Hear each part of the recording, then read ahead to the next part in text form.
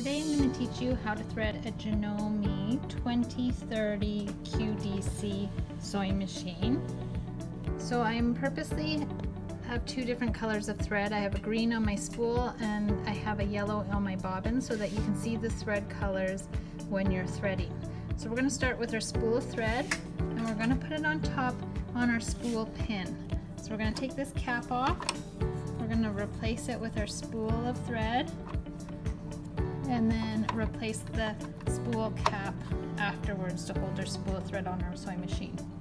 Next, you're going to take your thread and you're going to put it around your first thread guide at the back, and then you can see the arrows on your sewing machine. So it says number 1 comes straight down.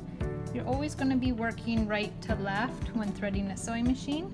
So you're going to come all the way down that first spot, and then it points to number 2.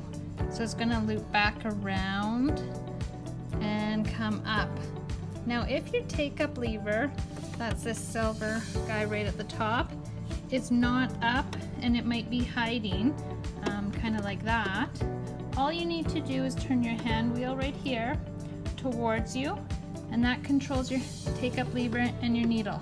So twirl it till you can see it, and you're going to wrap it just like number 3 says, from right to left around there. Please make sure that it goes right into that circle. If you wrap it too fast, sometimes it gets stuck back here, and then your machine will make a clunking noise at you because the threads come out of the take-up lever. 98% of the time that we have sewing difficulties, it's because there's thread that's not in our take-up lever anymore. So that's a quick fix. So after coming around from 3, you're going to come straight on down, and then 4 kind of shows a zigzag, and so you have 2 needle guides underneath that I'm going to hopefully get you to see. One is, and if I turn on the light of the machine you might see it better. One is to the right, it's this upper guide right here, and then one is to the left, and so it goes in right below it right there, and that just takes the tension off of the needle, keeps it sewing a bit smoother. You're going to cut a fresh tip, because if you try to thread your needle with a fuzzy end, it's going to be impossible. And now you're going to thread your needle front to back. Okay, we're going to leave our upper thread just sort of hanging out for the time being while we put in our bobbin. So you're going to release the bobbin cover with your release button. You're going to take off your cap, and now you're going to put in your bobbin like a P.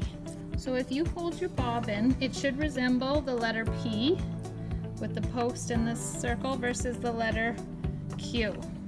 Okay, and so if we have the letter P, we're going to drop it in to our bobbin holder, and there's a little groove right out front, and that hooks our thread into the tension disc. So we want to make sure that our thread goes into that groove and around that tension disc. I'll do that one more time so you can see that. Dropping it in like a P, and that thread right here, it'll spin around, but you need to hook it into that groove like that. Don't replace the cover yet because we still have to bring up our bobbin thread to the surface. So with your hand wheel, so again that's the dial on this side, and we're going to turn it towards us. I'm going to hold just my green upper thread, just loosely, not super tight, and I'm going to turn my hand wheel towards me so my needle moves, and it's going to go one whole time. So my needle goes down, and when it comes back up, you will see that there's the green thread grabbing the yellow thread. That's why I use 2 colors. And when your needle goes all the way to the highest position, and that's when you can see the take-up lever return back to the top, stop twirling and just give that thread a little pull, and your yellow bobbin thread will pop up.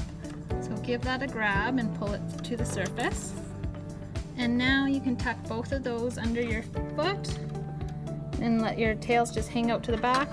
You can replace your bobbin cover and you are ready to sew.